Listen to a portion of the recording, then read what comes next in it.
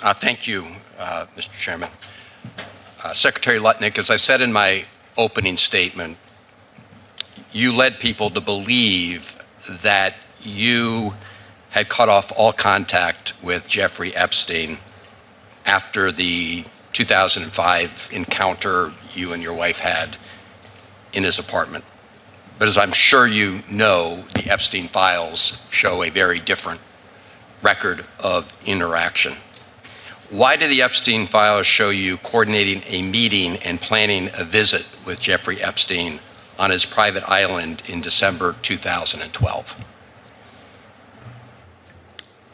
Thank you for the question. I'm glad to be here to make it clear that I met Jeffrey Epstein when I moved to a house next door to him in New York, right? And I met him then.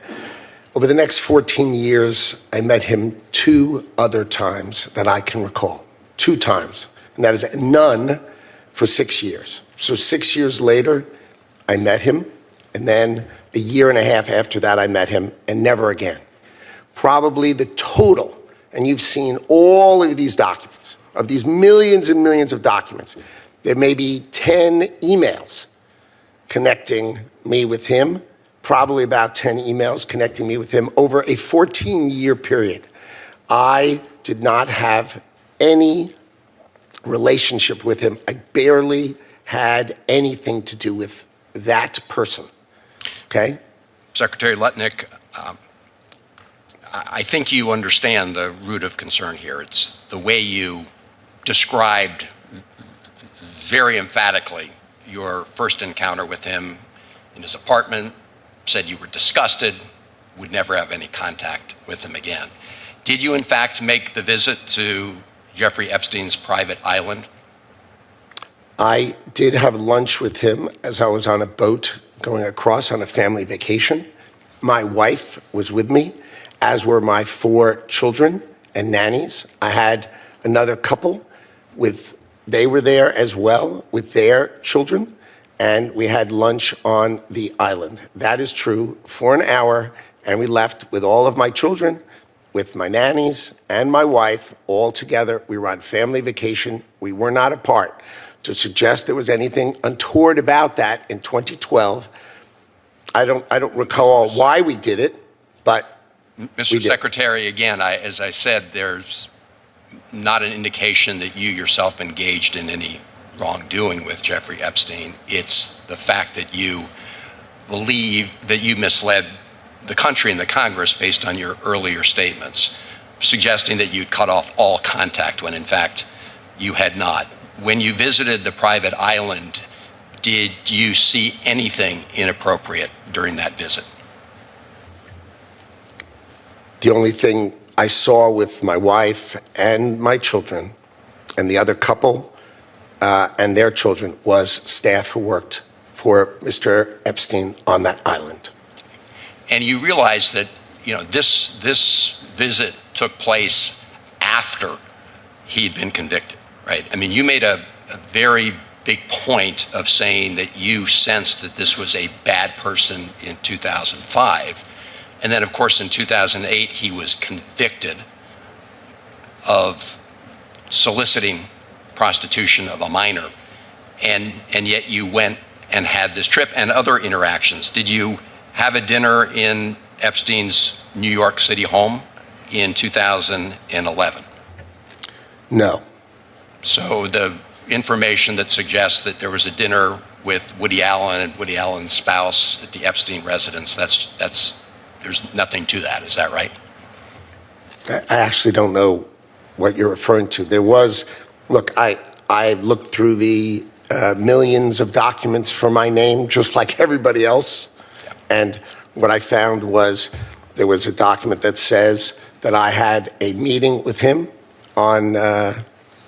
in May, I think, for an hour at 5 o'clock. Okay. Not dinner or otherwise, for an hour at 5 o'clock. All right. There's also a reference to the fact that Epstein had expressed an interest in meeting your nanny.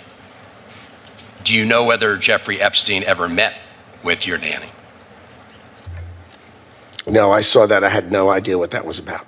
Had nothing to do with me, No as far as interaction I at all know. with him on that? No, as far as I know, no. Would you, Mr. Secretary, be willing to ensure that the file is complete to share with this committee and the Congress your own records, any records you have that relate to Jeffrey Epstein? I will surely talk about that. I hadn't thought about that. I have nothing to hide, absolutely nothing. All right. Well, thank you, Mr. Chairman. Again, I do think this goes right to the heart of the question of credibility based on the Secretary's earlier statements. I hope to pursue some of the other issues in front of the hearing as we go on. Thank you. Senator Kennedy. Thank you, Mr. Chairman. Thank you, Mr. Secretary, for... The story of Jeffrey Epstein, the wealthy financier whose life ended behind bars, continues to resonate worldwide. Questions linger about the circumstances of his death. Did he take his own life, or was he silenced? The truth remains elusive, but what is undeniable is that Epstein's case exposed a much larger issue, a network of power, corruption, and exploitation that extends far beyond one individual. Epstein was a figure shrouded in intrigue, often compared to the enigmatic characters of the Roaring Twenties. His staggering wealth was undeniable, an estate valued at tens of millions, a private island in the Caribbean with a sinister nickname, Pedophile Island. This remote paradise became a symbol of the dark secrets he kept, hiding beneath layers of luxury and secrecy. Back in 2005, authorities in Palm Beach began receiving disturbing reports. Young women were seen entering and leaving Epstein's residence, raising suspicions of illegal activity. Over time, the pattern became undeniable, a revolving door of young girls, some seemingly coerced, others exploited under threat or manipulation.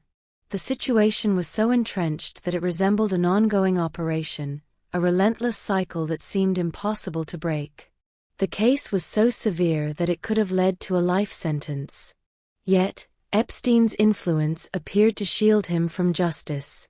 When questioned about soliciting minors for sex, his lawyers managed to negotiate a deal with federal prosecutors, allowing him to avoid the full weight of prosecution.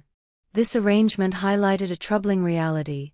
Epstein's wealth and connections rendered him untouchable, revealing cracks in the justice system that many argue failed victims spectacularly.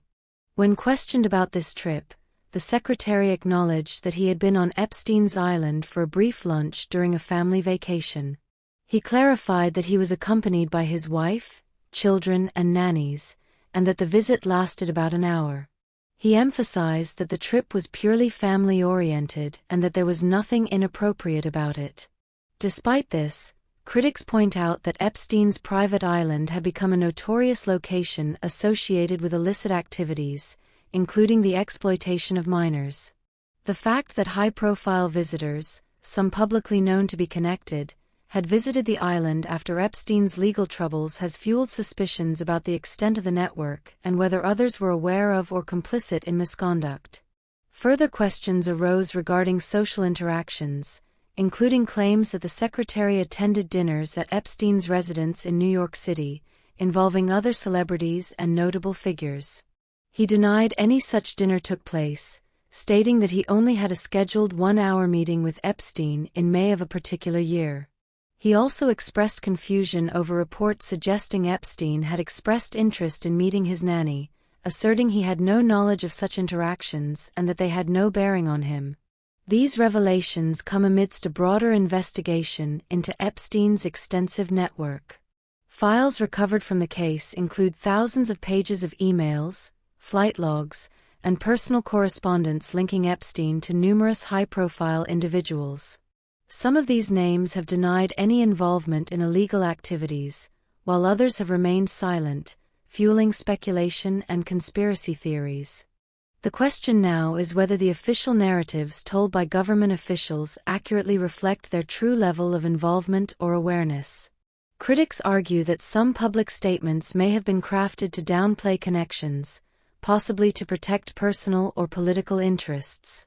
In response to these disclosures, there has been mounting pressure on government agencies and officials to release all records related to Epstein, particularly any files that might implicate others.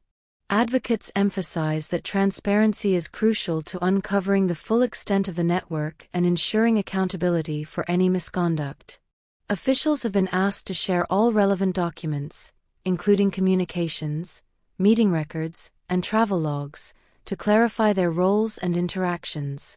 Some have expressed willingness to cooperate, stating they have nothing to hide, but concerns persist about potential cover-ups or incomplete disclosures. As the investigation continues, new witnesses are coming forward, and formerly sealed documents are being reviewed. The case has become a flashpoint for discussions about privilege, influence, and justice. The question remains, who among the high-profile individuals associated with Epstein knew what, and when did they know it?